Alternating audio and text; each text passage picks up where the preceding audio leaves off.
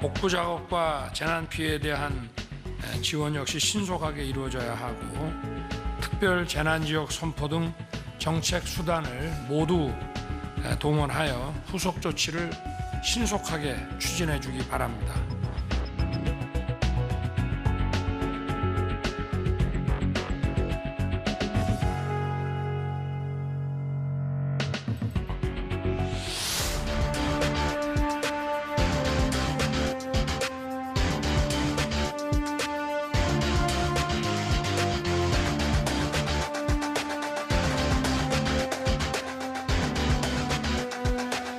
비상위원회 당의 분열을 조장하는 이 발언이 명백한 해당 행위이기 때문에 당 지도부가 엄중 경고하기로 했다는 말씀을 전해드리겠습니다.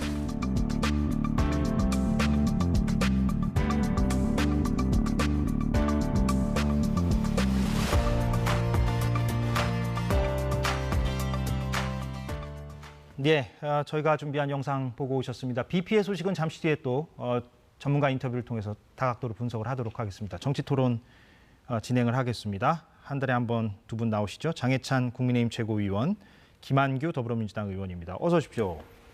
네. 비 피해 소식이 지금 잇따르고 있어서 이게 정치 논평으로 이렇게 바로 들어가는 것보다는 좀 거기에 대해서 좀 한 말씀씩 좀 하고 가는 게 좋을 것 같은데 이거 수습을 빨리 좀 해야 될 텐데. 네, 우선은 더 이상의 인명 피해가 없도록 정부에서 또 지자체에서 만전을 기해야 될 것 같고요. 지금 이 침수나 호우 피해 심한 지역의 주민분들은 좀 빠르게 특별 재난 지역 선포가 필요하다라는 입장이고 또 오늘 현장을 찾은 김기현 대표나 여당 지도부 같은 경우도 정부를 설득해서 특별 재난 지역 선포를 서두르겠다라는 입장을 밝혔습니다. 대통령님께서도 이 전향적인 메시지를 현장에 또 직접 가서 냈던 만큼 지금 굉장히 심한 피해가 충청권과 경북권 중심으로 지금 발생하고 있고 물론 호남이나 다른 지역도 마찬가지지만 인명 피해나 재산 피해가 심한 곳에 대해서는 조속히 특별 재난 지역 선포가 이뤄질 수 있도록 여당으로서 최선을 다해 이 남은 사고 방지와 이후 복구에도 좀 만전을 기하겠습니다. 의원님은 국회도 오늘 원래 국토위를 열어서 현안 질의를 하기로 했던 걸 취소했습니다. 그랬죠. 여야가 국토위만이 아니라 이제 관련 행안이라든지 농해수위라든지 기재위라든지 상임위가 열리지 않고 있는데요. 담당 공무원들이 피해 방지에 최선을 다해주기를 원하는 국회의 협의입니다. 양당의 의사이기 때문에 일단 정부가 다른 무엇보다 최소한 인명 피해는 막을 수 있어야 된다. 특히 자연재해보다 인재가 발생해서는 안 된다라는 생각으로 다음 주까지 계속 올 것 같은 비 피해 최선을 다해서 막아주시기를 부탁드립니다. 인명 피해가 좀 너무 커요. 이번에 저희가 토론하는 시간이 그래서 평소보다 좀 짧을 것 같습니다. 비 피해 소식을 전하느라고. 그런데 한번 얘기를 그래도 해보죠. 윤석열 대통령이 우크라이나를 방문한 그 부분부터 좀 얘기를 하는 게 좋을 것 같습니다. 쟁점이 몇 가지가 나오고 있는데 수해 피해가 이렇게 막 확산되고 그러는 상황에서 우크라이나 방문까지 순방 기간을 연장해서 가는 것이 과연 적절했느냐 이게 이제 첫 번째 쟁점이 되고 있는 것 같아요. 여기에 대해서 좀 두 분은 어떻게 생각하시는지 일단은 김 의원께서 먼저 좀 얘기를 해주신다면. 물론 취소하기 어려웠을 수 있습니다. 연장은 아니고 사실 사전에 계획됐는데 밝히기 어려웠겠죠. 그랬겠죠. 저도 청와대에 근무했기 때문에 그런 부분은 이해를 하고요. 다만 그래도 대통령의 선택이죠. 양해를 구하고 우리나라 상황이 어려우니까 다음 기회를 갖자고 했을 수도 있는데 여하튼 대통령께서 필요한 부분이 있다고 생각해서 방문하셨으니까 그에 대해서 찬반 의견은 감수하셔야 될 거라고 생각을 합니다. 다만 지금 더 중요한 건 해명이 문제였다고 생각합니다. 대통령실 관련자가 대통령이 지금 한국에 돌아간다고 해도 크게 바꿀 수 없는 상황이다. 이런 불필요한 얘기를 해서 문제가 되지 않았나 싶습니다. 그 부분을 좀 보여주세요. 그 부분을 보고 마저 그냥 얘기를 하는 게 좋을 것 같습니다. 대통령실 관계자가 우크라이나 방문한 그 부분에 대해서 언론에 해명한 부분이 있는데 설명을 이렇게 했어요. 당장 한국으로 뛰어가도 그 상황을 크게 바꿀 수 없기 때문에 대통령이 수시로 보고받고 지시를 내리기로 했다. 이렇게 이제 언론에 밝혔는데 저 밝히는 내용 중에 앞부분을 가지고 또 쟁점이 있고 토론이 있는 것 같습니다. 근데 저는 저 대통령실 관계자의 해명에 대해서 제가 제 해명을 하고 싶은 생각은 없고요. 일단 수혜라는 게 너무나 중요한 일이죠. 이걸 결코 가볍게 보지 않습니다. 그렇기 때문에 윤석열 대통령도 현장에서 지속적으로 한덕수 총리 등에게 지시를 내렸고 또 화상으로 중대본회의를 주재하기도 했었는데요. 이 우크라이나 방문 같은 경우는 폴란드 국빈 방문 형태가 아니면 사실 이 대통령의 신변을 보호하고 일정을 비공개 붙이면서 가기가 매우 어렵다는 특수성이 조금 있는 것 같습니다. 그리고 우리나라도 73년 전에 수많은 나라들의 직접적인 파병뿐만이 아니라 의료 지원, 물자 지원을 받아서 6.25 한국 전쟁을 이겨냈다는 점을 돌아보고 원조를 받던 나라에서 원조를 하는 근현대사의 유일한 나라가 되지 않았습니까? 이제 국제사회가 우리에게도 어느 정도의 책임감을 요구하고 있는 이때 이 나토까지 간 마당에 자유주의 국가들과 연대를 같이 하는 이 같은 행보가 단순히 정치적 의미 외에도 이후에 이제 2천조 원 이상으로 예상되는 우크라이나 재건 사업에 참여, 그리고 폴란드를 중심으로 한 동유럽 국가들이 지금 벨트를 이뤄서 대한민국 방위 산업의 최대 수입국이 되어가고 있는 이런 현상, 그러니까 국익과도 매우 밀접하게 맞물려 있는 부분이기 때문에 저는 책임을 다하기 위해서 우크라이나 방문을 피할 수 없었다라고 보고 있고요.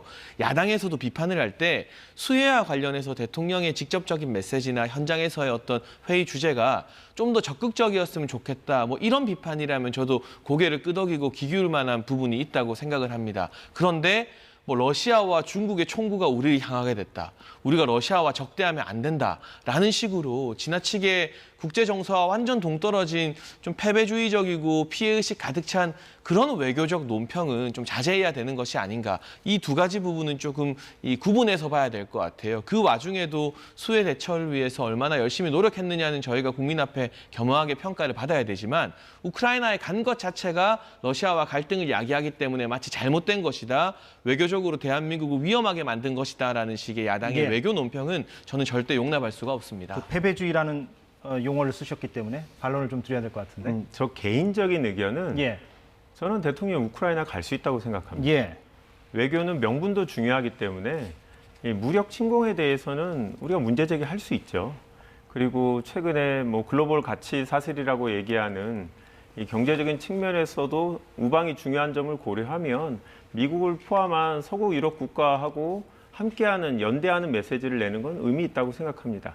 다만 저희 당에서 걱정하는 거는 대통령이 이 예민한 상황을 아주 잘 관리했어야 되는데 불필요한 언행들이 있었다는 거죠. 예를 들어서 뭐 강력히 연대 함께 싸워나가겠다. 예. 지금 이런 발언으로 굳이 다른 나라를 자극할 필요는 없는 거죠. 그 생즉사 사즉생이 더 좀 언론에선 주목하는 것 같은데. 네, 그렇죠. 뭐 그 예. 나라에서 아실지 모르겠는데 러시아 쪽에서 생직사 사직생 뭐 나름 결연한 연대 의사를 표시하기 위해서 그런 표현을 쓰신 것 같은데요. 우리는 명분도 중요하지만 실리도 무시할 수 없는 상황이고 지금 우크라이나에 방문한 서방 국가들의 대통령들이 여럿 있는데 이런 정도의 발언까지는 하지 않아서 그 나라들도 다 러시아하고의 경제 교류가 있거든요.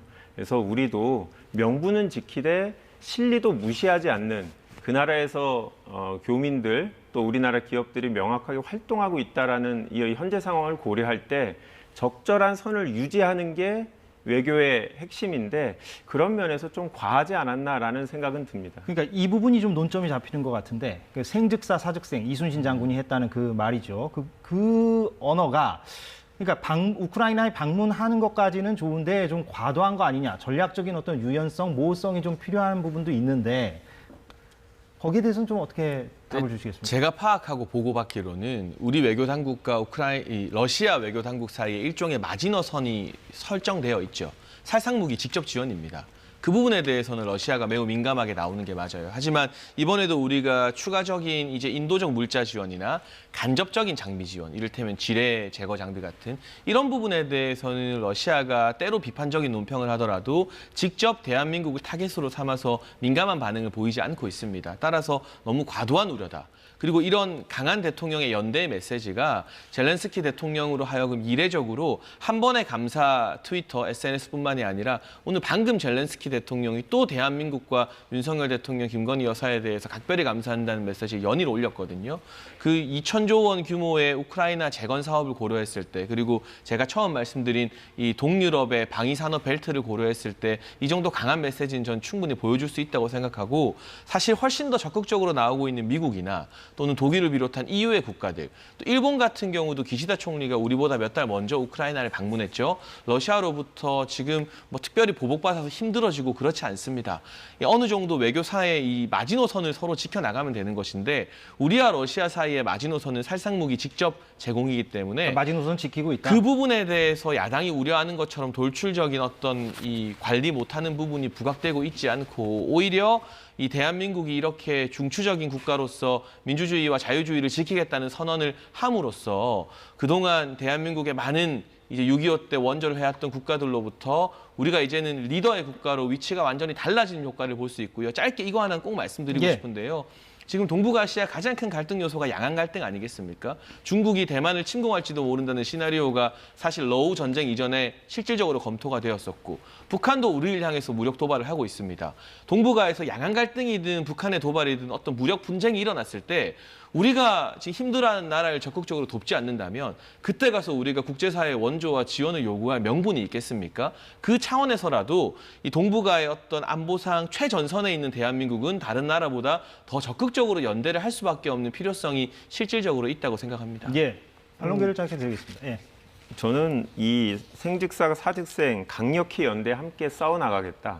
이게 경우에 따라서는 러시아 입장에서 선을 넘는 것으로 보여질 수 있기 때문에 저희가 우려를 제기하는 거고요. 예. 물론 대통령이 현지에 가서 인도적 지원이라든지 이 딱 선을 지키는 정도의 우리 지원 범위에 대해서는 얘기를 했습니다.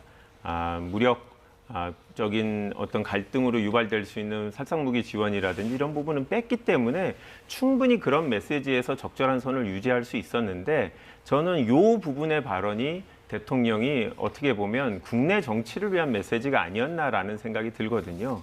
사실 나토 정상회담에 가서 젤렌스키가 참석을 했기 때문에 거기서 만나서 이런 정도의 대담은 충분히 할 수 있었습니다.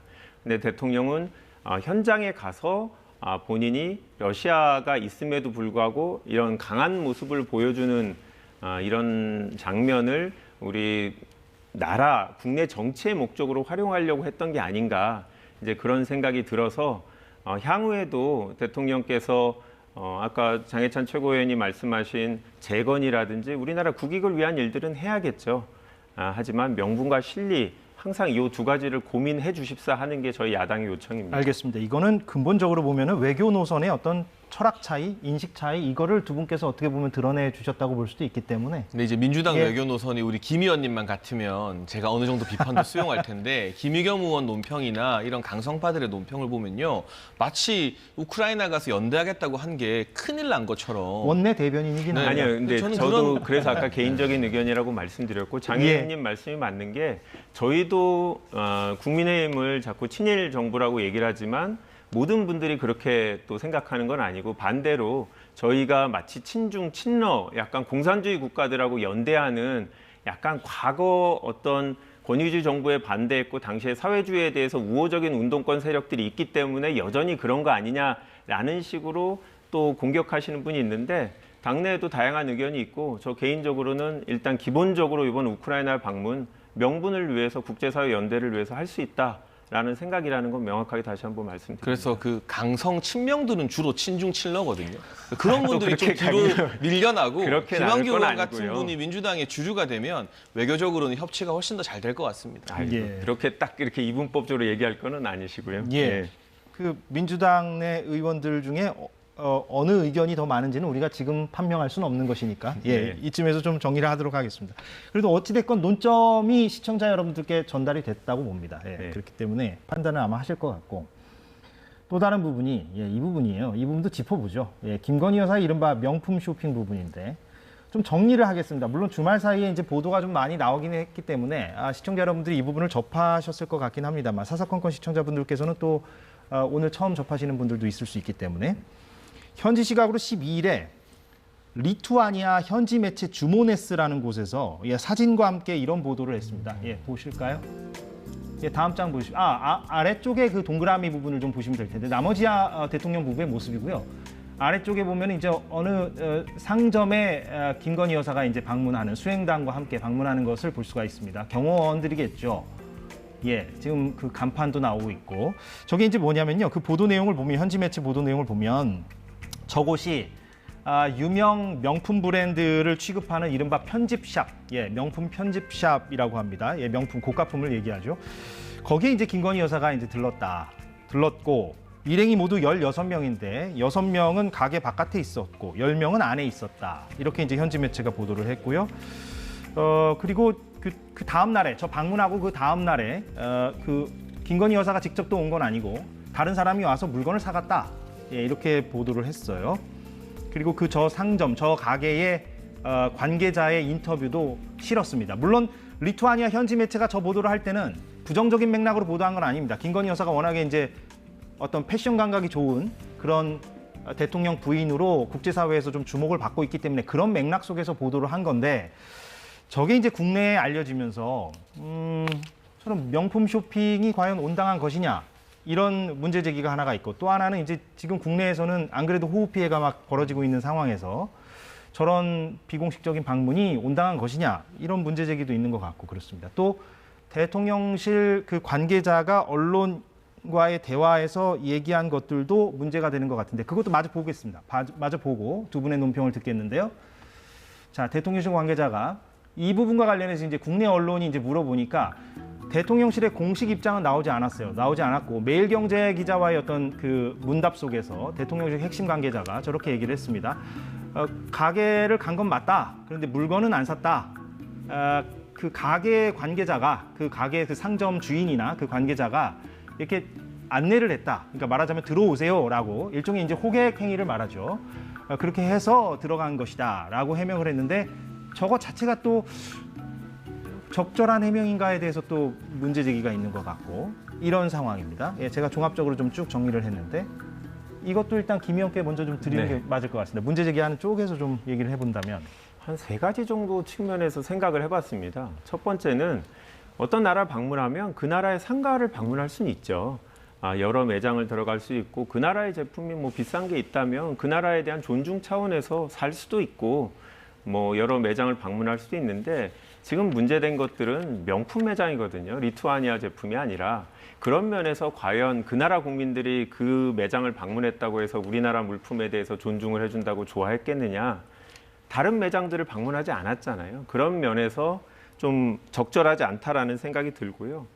역시 또 대통령실의 해명이 계속 문제인데 이를 계속 키우는 것 같아요. 도대체 어떤 분이 이런 핵심 관계자여서 이런 발언을 했는지 모르겠는데 뭐 호객행위, 소위 오라고 해서 이제 들어갔다라는 건데 아니 전 세계 어느 명품 매장이 호객행위를 합니까? 그러면 명품이 아니죠. 그래서 이거 자체도 사실과 다른 해명이다라는 생각이 들고 현재 언론에서 관련 매장 점원들을 인터뷰했을 때 다 알지만 말할 수 없다라고 얘기를 했다는 거 아닙니까? 그래서 정말 그 대통령실의 해명 자체를 그대로 믿을 수가 없고요. 세 번째는 그 시간에 다른 나라 대통령의 배우자들은 무엇을 했는지 그게 한번 궁금합니다. 보통 저희가 대통령 일정을 짤 때는 특별한 일이 없으면 그 일정에 같이 참여해서 배우자끼리의 어떤 교류도 되게 중요하게 생각하거든요.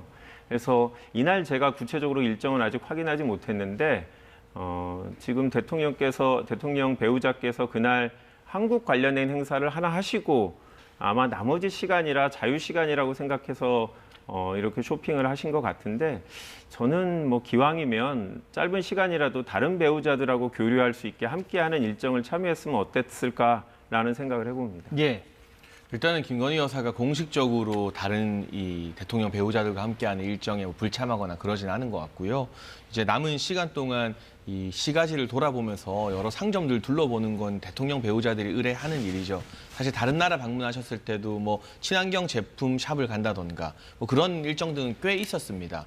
제가 찾아보니까 우리 앵커님께서 처음 말씀해 주신 것처럼 김건희 여사의 이 샵 방문에 대해서 리투아니아 현지 언론과 언론은 굉장히 반기는 분위기였어요. 이게 지금 야당에서 뭉뚱그려서 명품 샵이라고 합니다만 이 리투아니아라는 유럽에서는 상대적으로 규모가 작은 국가 내에서 그 나라 출신 2 부명이 편집샵이라고 만들어가지고 편집샵이라는 건 이제 특정 브랜드가 아니라 굉장히 다양한 제품을 다 모아서 재소개하는 거죠.